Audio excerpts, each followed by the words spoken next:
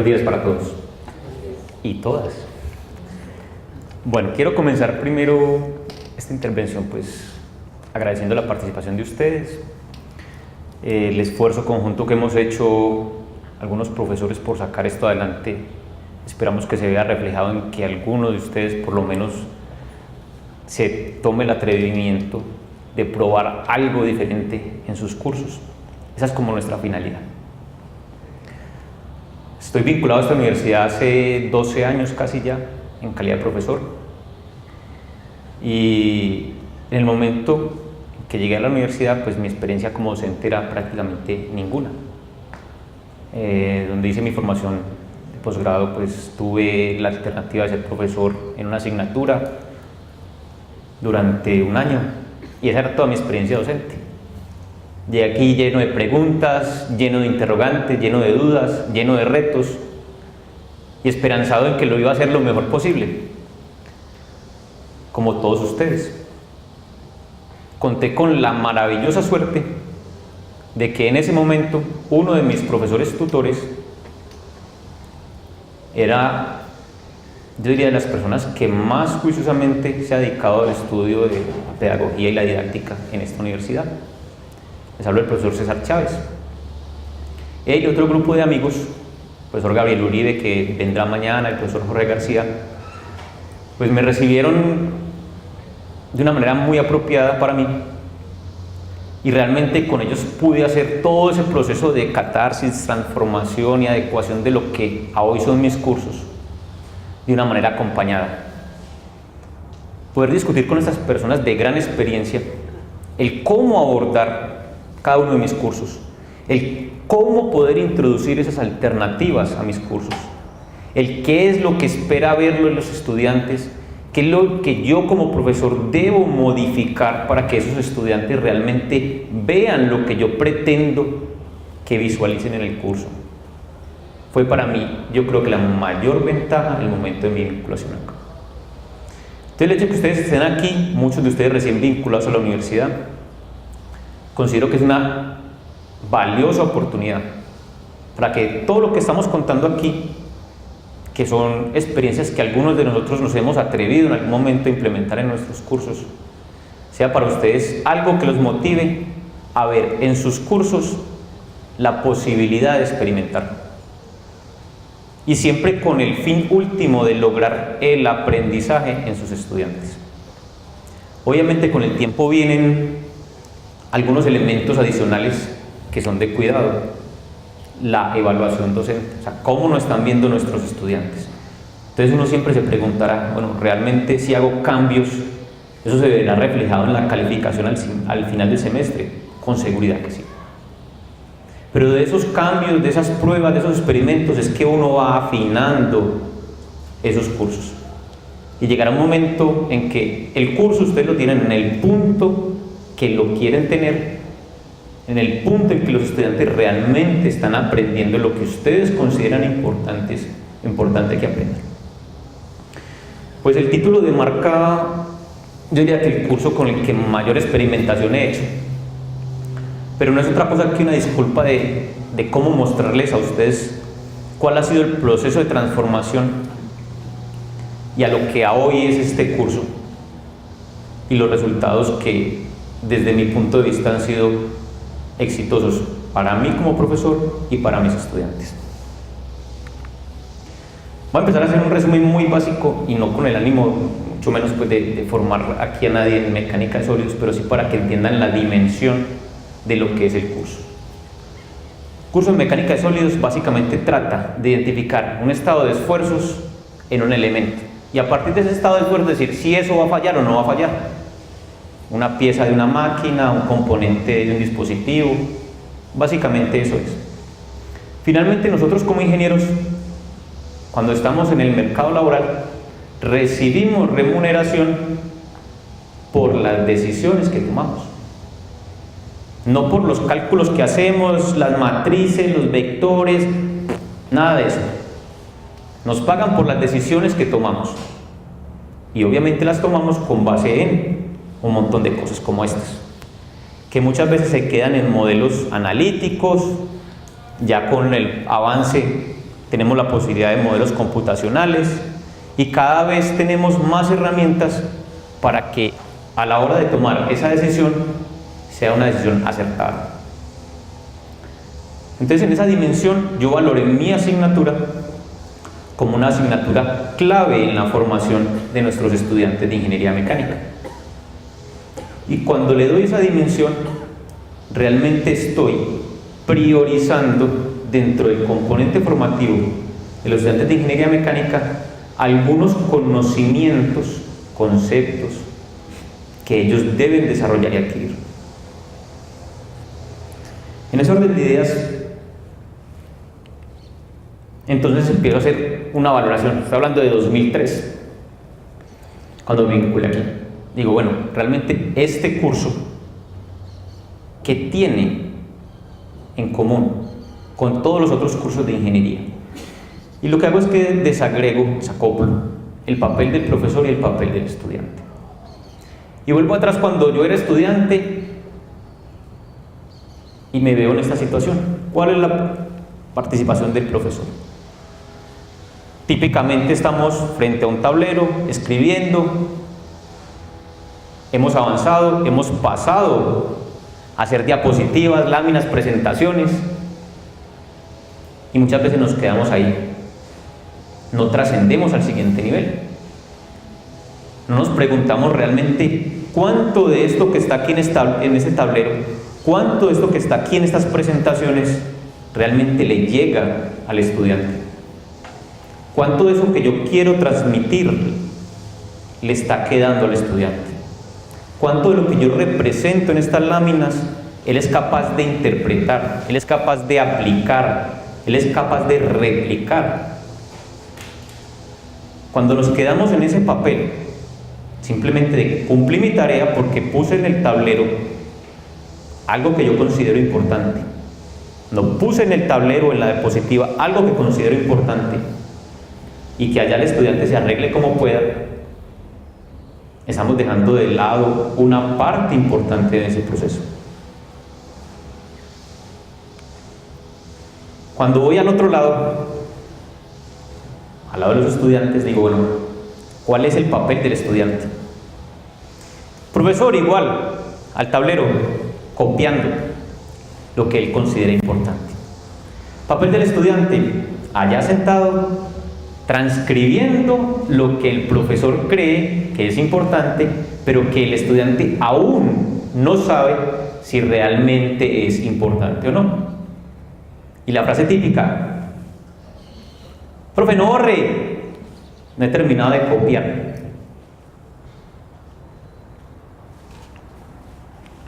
Hemos avanzado. Profe, me envía la presentación. Y hasta ahí seguimos en la misma situación. El profe escribe, el profe transmite en la diapositiva, el estudiante copia o transcribe en su cuaderno o recibe las láminas del profesor. Hasta ahí igual. Seguimos avanzando. Ya nos toman fotos al tablero. Qué presa copiar. Pero hasta ahí, hasta ese momento, la situación es la misma. El profesor al tablero o con las diapositivas, presentando algo que cree importante, el estudiante transcribiendo o recibiendo o fotografiando algo que el profesor dice que es importante, pero él aún no sabe si realmente lo es. Entonces, realmente allí es donde hay una brecha grande, donde nosotros tenemos que entrar a cuestionarnos cuál es nuestro papel. ¿Qué es lo que nosotros deberíamos estar haciendo en el aula de clase alrededor de eso que llamamos conocimiento, que esperamos que esos estudiantes adquieran? Y como punto final a esta laminita, la situación es exactamente la misma. En la mayoría de las veces ni ven sus apuntes, ni abren las diapositivas, ni mucho menos miran las fotos. Se queda donde conocimiento muerto, guardado en un cuaderno, guardado en unas diapositivas o en unas fotos. Vamos al siguiente nivel. ¿Cómo decimos nosotros? ¿Será que estos muchachos se aprendieron? Típicamente, ¿qué hemos hecho? Bueno, les dejo la lista de ejercicios. Vayan y los hacen. De aquí llegan y señalan, profe, en la oficina, este ejercicio no nos da. Y señalan el que tiene el doble asterisco, el más difícil del capítulo. Y entonces uno le dice, no, sigan intentando, o tranquilos, que ese no cae en el parcial. Pero realmente no sabemos si ese individuo, si se está apropiando de ese conocimiento, o si simplemente lo que está tratando de hacer es resolver una cantidad de ejercicios que le garanticen la supervivencia en el evento posterior. El típico parcial. Me hice todos los ejercicios del capítulo y estoy seguro que voy a ir bien en el parcial. Y resulta que el profesor no les cuenta que tiene en el escritorio guardado en un cajón un libro que trajo de cuando hizo su doctorado en Rusia, y ahí está el ejercicio más difícil que no lo van a hacer nunca. Y sigue estando la inquietud. ¿Cuál es nuestro papel? Porque el profesor copia en el tablero, manda las láminas, el estudiante transcribe en el cuaderno, recibe las láminas, toma fotos, hace todos los ejercicios del capítulo, pero nunca realmente se cuestiona alrededor del conocimiento. Y nosotros muchas veces tampoco.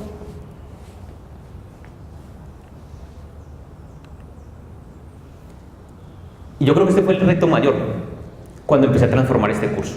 Si es un curso de ingeniería, realmente tenemos que pensar en dónde están los problemas de ingeniería. En ese momento decidí que los problemas de ingeniería no están en el libro, no están en los libros. En la mayoría de nuestros libros guías lo que hay es problemas de cálculo. Aplique esta ecuación, llega a esta expresión, derive esta expresión, obtiene este resultado y se acabó. El problema de ingeniería típicamente en nuestros libros ya está resuelto. Y básicamente está resuelto porque es transformar esa realidad, eso que está en el mundo real de la ingeniería, a un modelo representado en un ejercicio del libro. Ese es realmente el problema de ingeniería. Y eso es lo que nuestros estudiantes no están haciendo. El libro de ingeniería ya hizo la tarea de ingeniería, le está dejando al estudiante la tarea de calcular. ¿Los problemas de ingeniería dónde están? En nuestro entorno. Ahí afuera están esperando todos los problemas de ingeniería a ser resueltos. Si se dan cuenta, cada una de esas fotos, muchos de ustedes podrían sacar 1, 2, 3, 4, 5, 10, 100 problemas distintos que son dignos de ser abordados desde cualquier área del saber. Y ese es mi llamado a los ingenieros en formación o al estudiante en formación, que vean más allá de los libros, que afuera en su entorno, en el bus que toman, en la fila que hacen, en el viaje que hacen en el metro, en cómo sacan su basura, en el carro que usan, todo lo que ustedes se imaginen en su entorno, hay cosas por resolver. Y es allí donde nosotros tenemos que entrar. Lo decía ahorita el profesor Gabriel, hay que problematizar el conocimiento. ¿Por qué? Porque cuando hacemos eso realmente le decimos al estudiante, vea, esto puede ser de su interés. Y cuando eso se logra, realmente el estudiante se engancha. Y se engancha es que si se tiene que leer 5 libros, lo va a hacer. Si tiene que trasnochar tratando de resolver algo, lo va a hacer. Es cuando logramos que ese individuo se motive por algo, es que se va a lograr desarrollar conocimiento. Bueno, aquí en Alemania son tanto crudas, pero realmente esto es lo que nosotros tenemos en nuestro entorno, problemas. Aquí realmente lo que hay es como una síntesis de cómo abordé la transformación de este curso. Y todo parte desde un elemento clave. Yo como profesor, que tengo una formación un tanto más avanzada que mis estudiantes, sí debo estar en capacidad de identificar qué es lo que quiero que ellos aprendan. ¿Qué es lo valioso de ese curso que yo estoy enseñando? Que espero que al final del semestre ellos realmente estén apropiados de ese concepto. Es que son 18 capítulos. Si eso dice el programa, eso dice el currículo de la asignatura que está montado en CIA. Que si me salto uno, me estoy robando el programa que está en CIA. Sí, pero realmente ese que te está saltando es el fundamental. Si lo es, no lo hagas. Si no lo es, realmente busca qué es el fundamento de tu curso. Cuando se logra identificar eso y se desarrolla el curso con base en ese foco, es grandioso. Porque alrededor de ese foco del conocimiento es que se pueden desarrollar una cantidad de estrategias. Aparte del conocimiento, pues, realmente cuáles son esas competencias adicionales que queremos promover. Porque obviamente en nuestros cursos debemos hacer un abordaje integral de la formación de nuestros estudiantes. No es solo que aprendan a hacer diagramas de cuerpo libre o que aprendan a hacer un análisis de esfuerzo, no. ¿Qué más les debemos entregar a ellos? ¿Qué más debemos esperar que ellos desarrollen en ese curso? ¿Qué competencias son las que el entorno empresarial les están requiriendo a ellos? A que sean muy buenos en trabajo en equipo. Sí, pero es que en cursos ni siquiera propicio que discutan como pares. ¿Cuáles son esas competencias que nuestros ingenieros o nuestros profesionales deben adquirir aquí cuando están en formación? Entonces aquí nunca vamos a ver una asignatura que se llame trabajo en equipo. Pero en nuestras asignaturas sí podemos propiciar espacios y estrategias que motiven y obliguen a esos individuos a desarrollar esas competencias alternativas. Este ciclo empieza aquí, realmente. Como es un proceso, yo debo saber qué entra a ese proceso. O sea, en qué condiciones llegan esos individuos que están en mi curso. Parte de esa tarea, y digo parte, se hace en el plan de estudios cuando ustedes identifican los prerequisitos de su asignatura. Y digo que es parcial porque realmente a partir de la reforma académica que hubo en 2008, implementada en 2009, bajo la cobija de flexibilidad, dimos que desaparezcan prerequisitos. Y entonces hay programas o planes de estudios que a hoy, por ejemplo, un estudiante de primer semestre, en el caso de ingeniería mecánica, podría estar viendo una materia como diseño integrado que es de final del programa, sin ningún problema, porque en ese plan de estudios no tienen ningún prerequisito. Entonces miren que esa parte de responsabilidad sobre el qué sabe ese individuo, que la tenía obviamente los prerequisitos, ¿nos la trasladaron a quién? A nosotros. Entonces es muy importante que ustedes de entrada en su curso, en su asignatura, le digan al estudiante qué debe saber. Y hagan una comparación. Lo que sabe y lo que debe hacer. Porque si el prerequisito no existe, no implica que no necesite ese conocimiento previo. Implica que ustedes deben obligar, entre comillas, o motivar a ese individuo a que antes de arrancar la temática de su curso, ponga en orden qué sabe respecto a esto de qué debe saber. Y eso sí es responsabilidad del individuo que tomó el riesgo de matricular la asignatura, aunque no tenga prerequisitos, sin los conceptos o los conocimientos previos. Estrategias.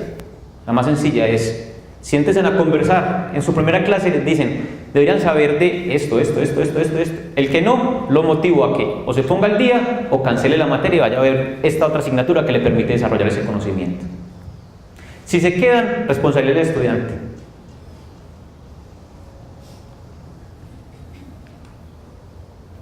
¿Qué debe aprender?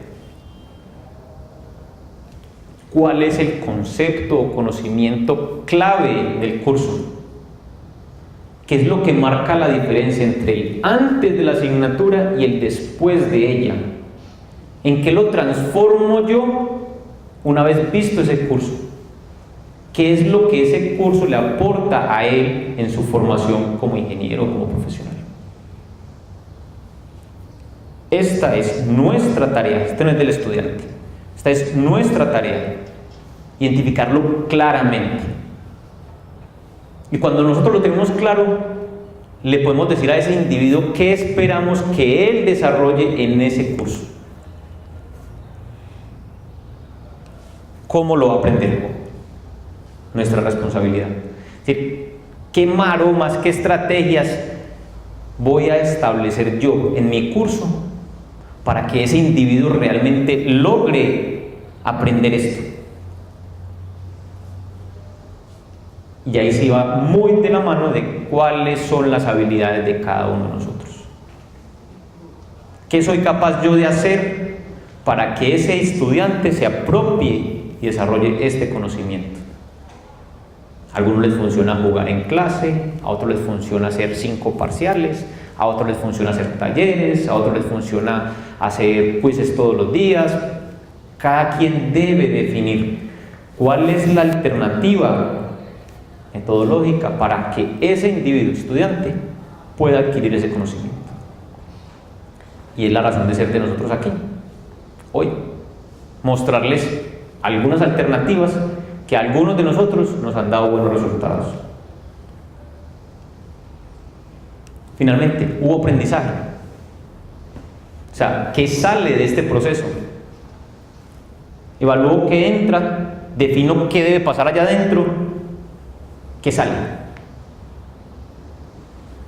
Que debería ir muy de la mano de esta estrategia.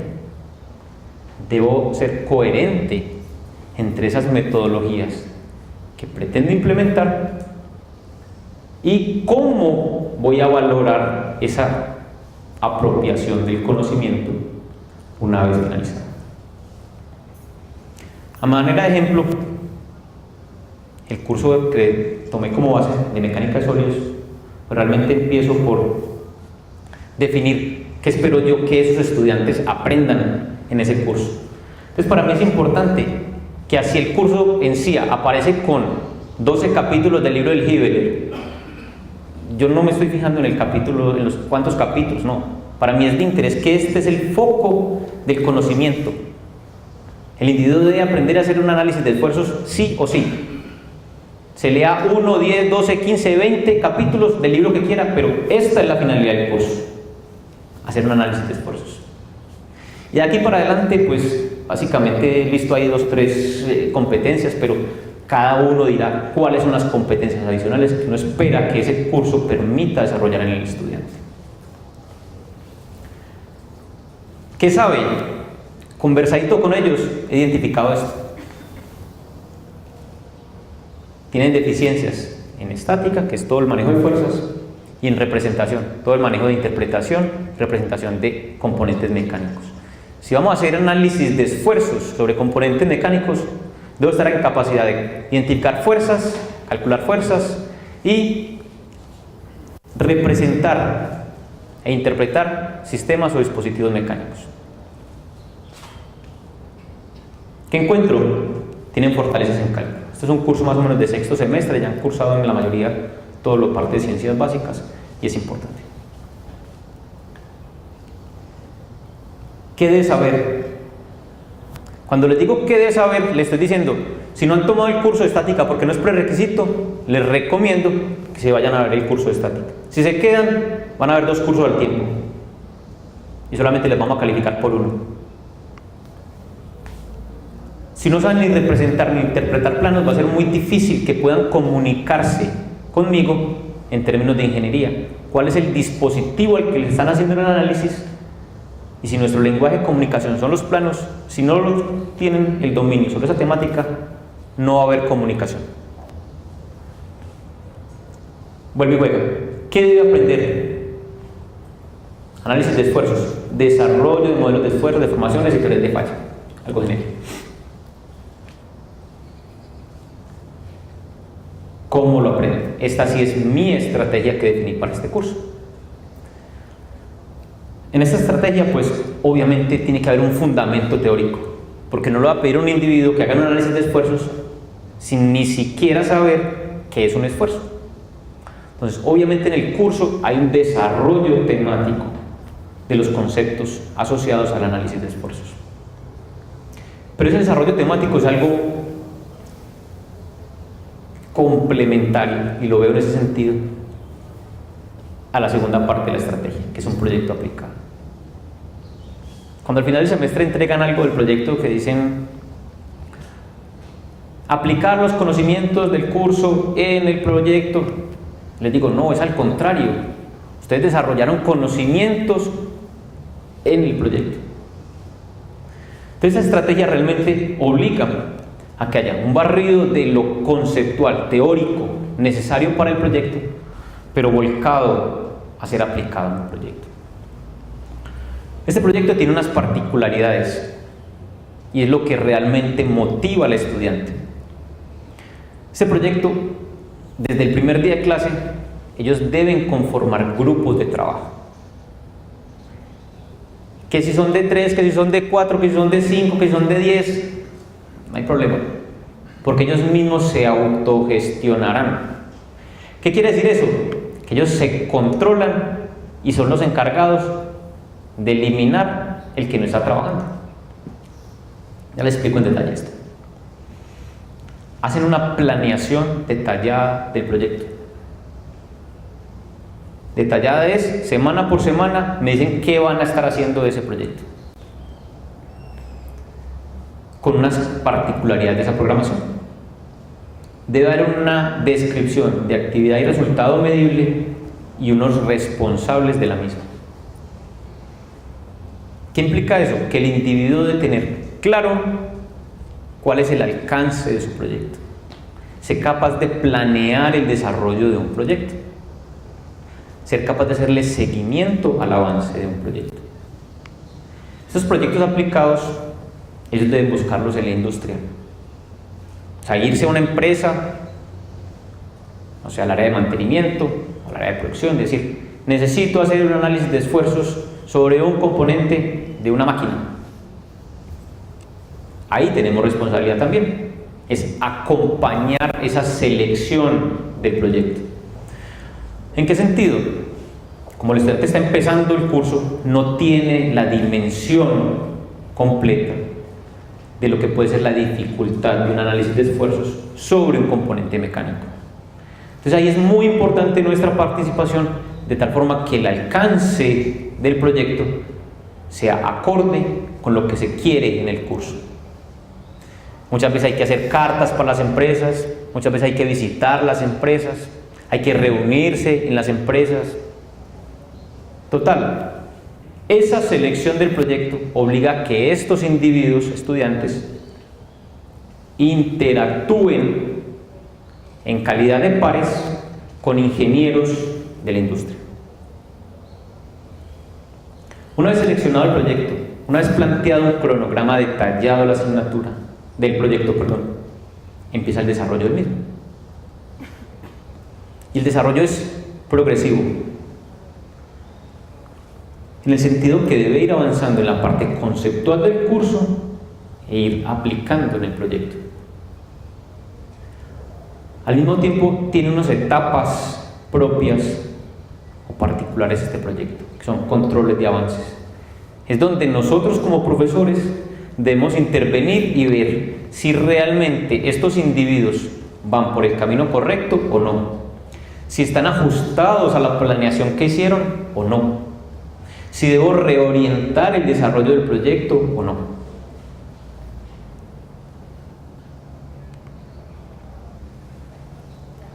Finalmente, cuando ya digo hubo aprendizaje, debo entrar a evaluar si esta estrategia se cumplió, ¿cómo la mido? Entonces dirán, bueno, quizzes, sí, hacemos quizzes también, pero los quizzes son algo simpático, porque obligo a que vean más allá de lo que están leyendo para preparar la clase, para preparar ese concepto. Y es simplemente una forma de que ellos visualicen o aprendan a leer realmente, visualicen cuál es el concepto que está detrás de esas líneas que están leyendo. Porque los quizzes son de respuesta simple, sí o no. O escoja de estas 3 columnas cuál es la respuesta que usted considera que es apropiada. Cosas de ese estilo. Nunca será un quiz algo que desarrolle este ejercicio, no, porque volvemos a caer en lo mismo que estamos tratando de evitar. Los controles de avances del proyecto. Con cronograma en mano, a qué se comprometieron para esa fecha y con respecto a eso los voy a medir. Que es muy importante, desde el inicio, ellos deben tener muy claro que la responsabilidad del proyecto es de todos. No, es que a mí me tocó hacer esta parte, yo de eso ni me enteré. No. Entonces ahí juegan estrategias adicionales. Por ejemplo, rifen quién se quiere quedar en el control de avances y el resto se puede ir temprano. Y sostener esa conversación con uno de ellos es suficiente para darse cuenta realmente quién trabajó, quién no trabajó, quién está al día con el proyecto y quién no lo está. Cuando ellos ven esa responsabilidad, ellos mismos se autogestionan. Ellos mismos son capaces de decirle: vea, fulano, usted no está trabajando, más bien se retira porque nos va a perjudicar. ¿Cuál es nuestra responsabilidad? Mediar en ese conflicto, ver si ese individuo realmente no quiere aprender, no quiere participar del proyecto, hacerlo a un lado, buscar una estrategia alterna para él, otro proyecto, o simplemente tenga 3 parciales y si los gana, ganó, cosas de esas, pero son casos particulares. Un informe. Cuando les dice a ellos un informe y no les pone límites, les aseguro que en un proyecto pueden recibir entre 50 y 100 hojas. Porque se, digamos, se encarretan buscando en internet, es copio, pego, esta imagen está bonita, pongámosla, el profe quisiera escuchar esto, entonces escribámosle 50 o 100 hojas. Cuando ustedes les dicen: no, es que tienen 12 páginas para sintetizar su proyecto, ya los obliga a pensar realmente qué es lo importante de ese proyecto, qué es lo que usted en esas 12 páginas quiere comunicar. Y no es comunicarle al profe que lo acompañó durante el semestre, que conoce su problema, que conoce su proyecto, es comunicarle a cualquiera que quiera leer ese informe en 12 páginas qué fue lo que usted hizo durante 12 meses. Es muchas veces comunicarle a las personas de mantenimiento de la empresa X o Y que le dieron la oportunidad de hacer ese análisis de esfuerzos qué fue lo que usted hizo. Y 12 páginas y se leen muy fácil. Y la última, una presentación. Esta es la parte, yo creo que más retadora para los estudiantes y para uno como profesor. Y digo que es más retadora porque normalmente lo que hago es que invito profesores de esta misma materia, pero de otras universidades, que no conocen absolutamente nada de los proyectos, que no conocen absolutamente nada del proceso de desarrollo de los proyectos. Pues para los estudiantes es retador en el sentido que deben ser capaces de comunicar a ese público extraño qué fue lo que hicieron. Deben ser capaces de defender con argumentos cuáles fueron sus planteamientos a la hora de abstraer esa problemática de la realidad, plantearla en un modelo ingenieril y resolverlo. Y para uno como profesor es retador porque uno dice: bueno, si esto lo hacen mal, el colega va a decir: uy, qué mal lo hace este profe. Entonces es un componente bastante retador la presentación. Funciona realmente en tipo de seminario, cada grupo tiene un tiempo para presentar, luego viene un tiempo de preguntas y se acaba y se califica. Aquí hay un salto, yo diría que los más duros de dar, y es cuando uno se monta una estrategia de estas de proyecto fuerte de semestre, tiene que ser coherente. Cuando digo coherente es que tiene que asignarle tiempo a ese proyecto dentro del curso. No, si tiene un proyecto de todo el semestre, pero es para que lo hagan en su casa. No funciona. Un proyecto de este nivel, un proyecto de esta envergadura, implica que tenemos que desmontarnos de las clases tradicionales, donde estoy parado ya en el tablero, donde estoy pasando las diapositivas. Tenemos que desmontarnos un poco de esto. En este curso este es el porcentaje a hoy. Clases directas 56%, asociadas al proyecto 44%.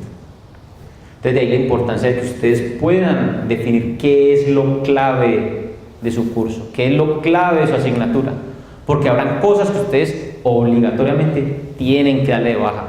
Este tema, sí, pero ahí está en el libro, leal. Compleméntelo si le necesita, compleméntelo si para su proyecto es de interés.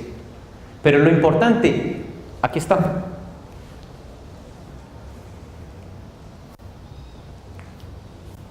¿Qué hay dentro del proyecto? De ese 44% que veíamos, el 50%, o sea, estamos hablando de un 22% del curso, es libre. Libre quiere decir que ese día yo me siento en la oficina a esperar que los que tengan preguntas de su proyecto vayan. Si van, bien. Si no van, bien. No hay ningún problema. Asumo que están desarrollando su proyecto. Mi clase normalmente es a las 6 de la mañana, entonces yo digo, si no vienen es porque quedaron durmiendo. Pero por lo menos les estoy generando un espacio para que ellos como grupo o subgrupo de trabajo se puedan reunir a discutir lo propio de su proyecto. Control de avances. Son sesiones rigurosas donde yo me siento con cada subgrupo a ver realmente qué es lo que ha hecho en su proyecto. ¿Qué dudas tienen? ¿Qué han avanzado? ¿Por qué están atrasados en el cronograma? ¿Si van en la dirección correcta o no? Y la presentación. En las clases directas, llamo clases temáticas a las que estamos desarrollando la parte conceptual que es requerida. Es decir, cuando les pido que para la siguiente clase lean el capítulo 6.1 del libro tal, que eso es lo que vamos a discutir, eso es lo que yo llamo clases directas, donde realmente yo creo que rara vez me paro en el tablero a transcribir algo. Es más una discusión, es más una interacción, que siempre se motiva a raíz del quiz. Entonces, a través del quiz problematizo el conocimiento o el concepto y va a esa discusión. Y discusión que en una clase las 2 horas nos las podemos tomar discutiendo y no hacemos un solo ejercicio. Pero si conceptualmente queda claro todo, para ellos a la hora de abordar ese concepto dentro de su proyecto va a ser muy fácil. Algo que llamo talleres.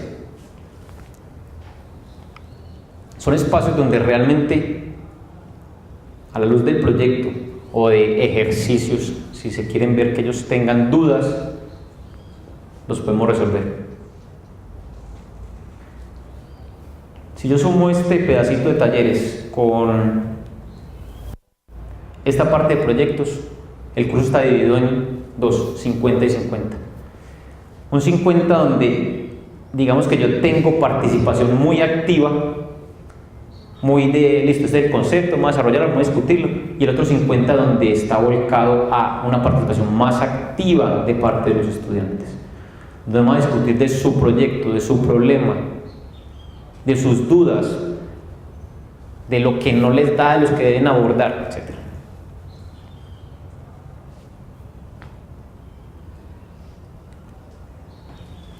Aquí algunos ejemplos de dónde hemos estado con esta estrategia. Empresas como Zenú, Sofasa, Metrocable, con Mármoles, Riotex, Ortopraxis y de toda índole. Dispositivos mecánicos. Donde haya un dispositivo mecánico habrá posibilidad de falla y habrá un ingeniero que pueda estar interesado en analizar esa posibilidad de falla.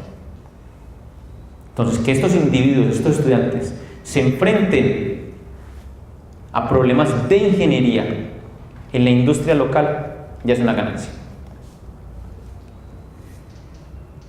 Bueno, aquí algo de lo que ya les hablaba un poco ahorita. ¿Ha funcionado esto? ¿Ha funcionado esta estrategia? Pues nos dimos a la tarea, y gracias a un proyecto que hubo aquí, yo digo que exitoso, hace algunos años, que se llamó el Proyecto Sabato, de diseñar una parte que nos permitiera visualizar realmente qué tanto de esto se aprovecha, qué tanto esto realmente impacta la formación de nuestros estudiantes. Entonces diseñamos unos instrumentos de evaluación y medimos por competencias en nuestros cursos. Este es el ejemplo de un semestre en particular. Aquí abajo ven las diferentes competencias que pueden estar asociadas a la formación complementaria de nuestros ingenieros.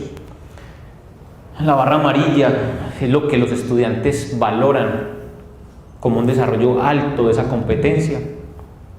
La barra, ¿qué será esto? Café, medio, y la barra azulita en bajo. Esto es satisfactorio para uno cuando lo ve realmente, cuando dice, bueno, realmente aprendieron. Lo que yo procuré o identifiqué que quería que ellos aprendieran, realmente se logra. Me faltó... Bueno, les iba a contar un poquitico de la parte de la evaluación nuestra, de los profesores. Antes de implementar esto, las evaluaciones docentes eran, aunque eran de otro estilo, pero eran un tanto más enfocadas a perdimos muchos, la evaluación es mala. Ahora las evaluaciones son más objetivas hacia el aprendizaje.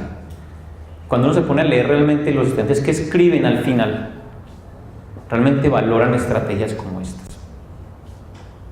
Y valoran estrategias porque valoran su aprendizaje, valoran su formación como profesionales. Y se alcanzan niveles importantes en la calificación de los estudiantes. Eso no les debería preocupar, pero cada vez al final del año que su director de departamento hace su evaluación como desempeño docente, parte de lo que tiene en cuenta es qué dicen los estudiantes de ustedes, cómo los evalúan los estudiantes. Y esa calificación es importante. Entonces ahí se vuelve importante realmente qué hacen ustedes para que esa calificación de los estudiantes sea buena. Listo, eso es lo que tenía para contarles hoy. Muchas gracias.